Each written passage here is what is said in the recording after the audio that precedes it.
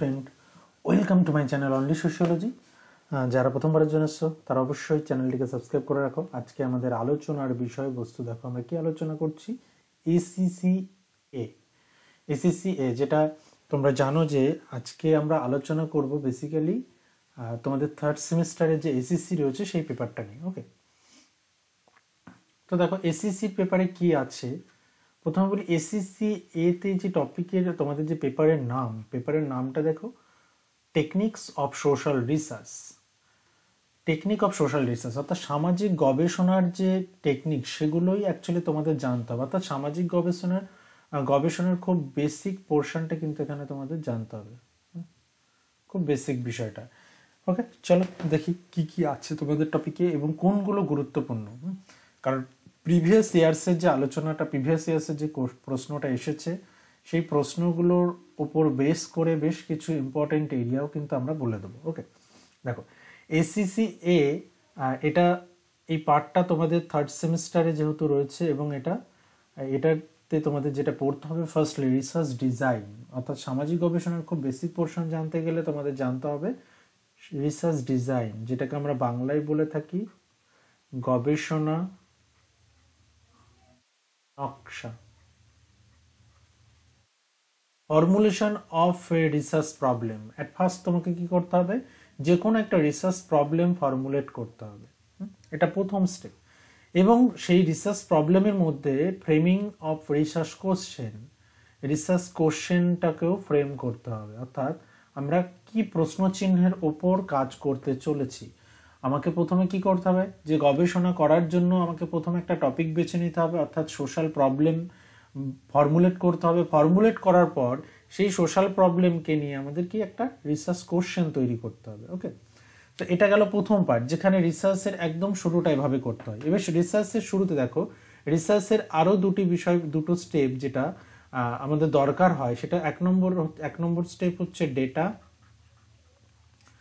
2 নম্বর step হচ্ছে data analysis. ওকে, যেটা আমরা 3 নম্বর এখানে দেখছি। দেখো তাহলে ডেটা, কোন ধরনের ডেটা নেবো এবং কিভাবে কালেকশন করব, এই বিষয়টা কিন্তু আমাদের এখানে জানতে হবে।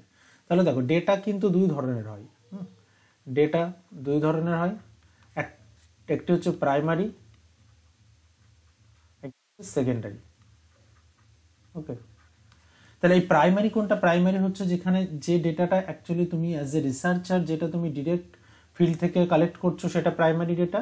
এবং একজন রিসার্চার হিসেবে অন্যের কোনো গবেষণাপত্র বা অন্যের কোনো পেপার বা অন্যের কোনো পাবলিকেশন বা অন্য কোনো বই থেকে যদি তথ্য নাও তাহলে সেটা তোমার কাছে সেকেন্ডারি ডেটা। ওকে, তাহলে প্রাইমারি মানে বুঝতে পারছো যে ডেটাটা ডিরেক্ট কালেক্ট করবে একজন রিসার্চার। ওকে, ডেটা কালেকশনের সেকেন্ডারি সোর্সেস কি কি আছে? দেখো ডেটা কালেকশনের সেকেন্ডারি সোর্সেস যে কোনো রিভিউইং অ্যাপ্রোপ্রিয়েট লিটারেচার, অর্থাৎ পূর্ববর্তী যে গবেষণা হয়েছে বা পূর্ববর্তী যে পেপার সেই পেপারগুলোকে রিভিউ করা।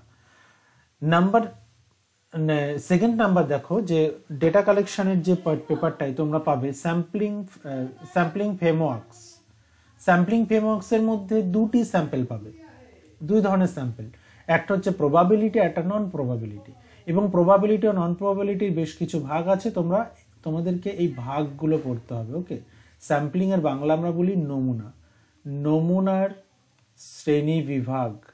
নমুনার শ্রেণীবিভাগ থেকে কিন্তু প্রশ্ন আসে। এই পার্টটা কিন্তু খুব খুব গুরুত্বপূর্ণ। তারপর দেখো সেকেন্ডারি সোর্সেস তো পড়লাম, প্রাইমারি সোর্স কি কি আছে? প্রাইমারি সোর্স যেগুলো অ্যাকচুয়ালি যেটা বললাম, প্রাইমারি সোর্স মিন্স হচ্ছে যেটা একজন গবেষক ডিরেক্ট ফিল্ড থেকে ডেটা কালেক্ট করবে। প্রাইমারি সোর্স কি আছে? প্রাইমারি সোর্সের মেথড অফ ডেটা কালেকশন কি কি পড়তে হবে? কোশ্চেনিয়ার, যেটার বাংলা আমরা বলে থাকি প্রশ্নমালা বা প্রশ্নপত্র। অর্থাৎ একটা প্রশ্নপত্র সেট করে সেই প্রশ্নকে সামনে রেখে ফিল্ড থেকে ইন্টারভিউর মধ্যে দিয়ে ডেটা নেওয়া। ওকে, এই ফিল্ড থেকে ডেটা নেওয়া, ইন্টারভিউর মধ্যে নয়, ইন্টারভিউটা আলাদা। ইন্টারভিউ আলাদা একটা মেথড, যেটার মধ্য দিয়ে কি হয়? Face to face. Okay, face to face ইন্টারভিউর মধ্য দিয়ে ডেটা কালেকশন করা হয়। একজন গবেষক কি করবে? একজন গবেষক একটা প্রশ্নপত্র নিয়ে কোনো একজন রেসপন্ডেন্টের কাছে যাবেন, তিনি রেসপন্ডেন্টকে প্রশ্ন বলবেন, রেসপন্ডেন্ট অ্যান্সার দেবেন, সেই অনুযায়ী গবেষক সেটাকে নথিভুক্ত করবে। ওকে, আর প্রশ্নপত্র অর্থাৎ কোশ্চেনিয়ার ফরম্যাটটা কিন্তু আলাদা, এটা আমরা পরে আলোচনা করব ক্লাসের মধ্যে। এবং তার দেখো প্রিপারেশন অ্যান্ড লিমিটেশন, ইন্টারভিউ, তার প্রিপারেশন এবং লিমিটেশন, অর্থাৎ প্রাইমারি সোর্সের যে দুটি মেথড দিয়ে আমরা ডেটা কালেকশন করে থাকি সেই দুটো মেথডেরই ডেটা প্রিপারেশন, ফ্রেমিং এবং একই সঙ্গে লিমিটেশনটা দেখব। কারণ কোশ্চেনিয়ার ফ্রেমিংয়েরও একটা স্টাইল আছে। প্রশ্ন, আমরা যখন প্রশ্ন রেডি করি, প্রশ্নপত্র রেডি করি, সেই প্রশ্নপত্র তৈরি করবার সময় আমাদের বেশ কিছু বিষয় মাথায় রেখে প্রশ্নপত্র তৈরি করতে হয়। ওকে, তো সেখানে একজন গবেষক যখন প্রশ্নপত্র তৈরি করবে বা একজন প্রতিবেদক যখন প্রশ্নপত্র তৈরি করবে, বেশ কিছু বিষয় তাকে মাথায় রাখতে হবে, যে কারণে আমরা বলছি এটাকে framing. Okay, preparation and framing. Next আসছি আমাদের ডেটা অ্যানালিসিস। ডেটা অ্যানালিসিসে কি দেখবে? ডেটা রেকর্ডিং, ডেটা তো কালেকশন হলো, ডেটা কালেকশন হলো কোশ্চেনিয়ারের মধ্য দিয়ে বা ইন্টারভিউর মধ্য দিয়ে। আরও অনেক মেথড আছে, সেগুলো এখানে দেওয়া নেই, তোমাদের বেসিক্যালি এই দুটো মেথডই পড়তে হবে এখানে।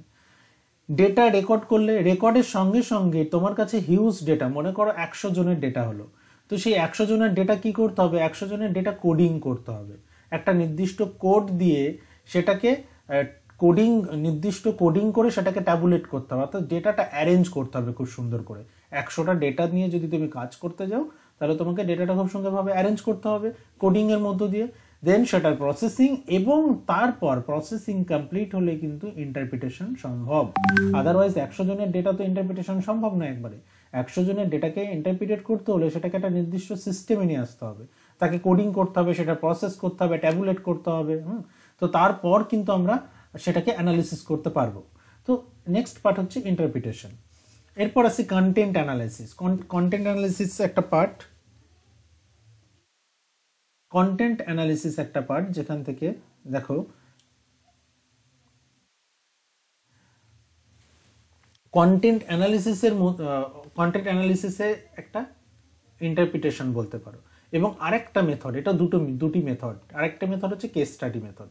এই দুটি মেথডেই কিন্তু অ্যাকচুয়ালি ডেটা অ্যানালিসিস করা হয়। ওকে, এই দুটি মেথডের আলাদাভাবে ভিডিও দেওয়া হবে, এই দুটি মেথডের আলাদাভাবে ভিডিও দেওয়া হবে। একটা মেথড টোটাল কন্টেন্ট অ্যানালিসিসের উপর, আরেকটা ভিডিও হবে টোটাল কেস স্টাডি মেথডের উপর। তো তোমরা সেই ভিডিওটা দেখে নেবে। চ্যানেলটা যারা সাবস্ক্রাইব করোনি, বেল আইকনটা প্রেস করে রেখো, তাহলে কি হবে, যদি তোমাদের কোনো ভিডিও তোমাদের প্রয়োজন মতো হয়, তাহলে তোমরা সেটা নোটিফিকেশন দেখেই বুঝে নিতে পারবে। ওকে, তাহলে তোমাদের চ্যানেলটাকে আলাদাভাবে ভিজিট করতে হবে না। চলো, প্রজেক্ট রিপোর্ট রাইটিং। লাস্টলি তোমাদের এখান থেকে যে পোর্শনে প্রশ্নটা আসে, যে রিসার্চ হোয়াট ইজ, মানে বিশেষ করে আমাদের যে research report, how to right research report, কিভাবে লিখতে হয় রিসার্চ রিপোর্ট। দেখো, research report, writing research report, writing social research report, some basic consideration, অর্থাৎ সামাজিক গবেষণামূলক প্রতিবেদন। ওকে, কিভাবে লিখতে হয় সামাজিক গবেষণামূলক প্রতিবেদন।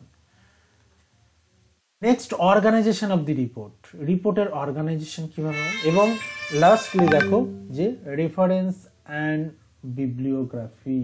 ওকে, রেফারেন্স অ্যান্ড বিবলিওগ্রাফি, অর্থাৎ যে কোনো একটা গবেষণার পর সেই গবেষণাপত্রের জন্য তুমি কোন কোন পেপারগুলোকে বা কোন কোন বই থেকে তুমি হেল্প নিয়েছো বা কোন কোন বইগুলো পড়েছো, সেগুলোর উপর বেস করে দুটি পার্ট করতে হয়, একটা হচ্ছে রেফারেন্স আর একটা হচ্ছে বিবলিওগ্রাফি। ওকে, এই দুটি পার্ট লেখার কিছু স্টাইল আছে। রেফারেন্স লেখার যেমন একটা নির্দিষ্ট স্টাইল আছে, সেই স্টাইলটাকে মেনটেন করে রেফারেন্সগুলোকে লিখতে হয়। ওকে, এবং একই সঙ্গে বিবলিওগ্রাফি।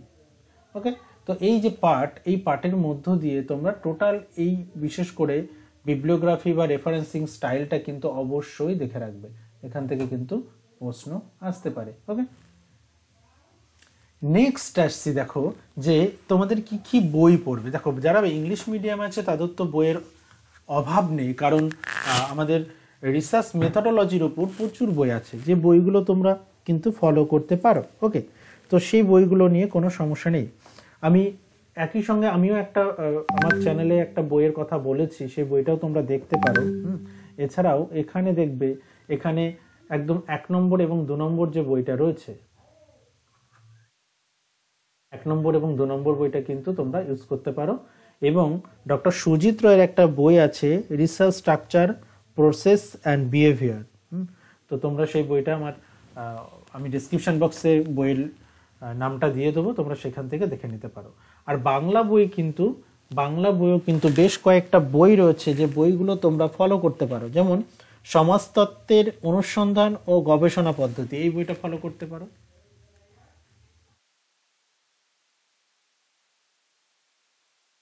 সমাজতত্ত্বের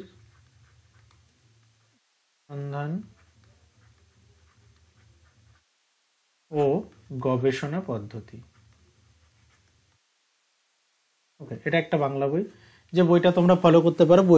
এই বইটা অ্যাকচুয়ালি সম্পাদনা করেছেন ডক্টর অনিরুদ্ধ চৌধুরী। ওকে, ডক্টর অনিরুদ্ধ চৌধুরী।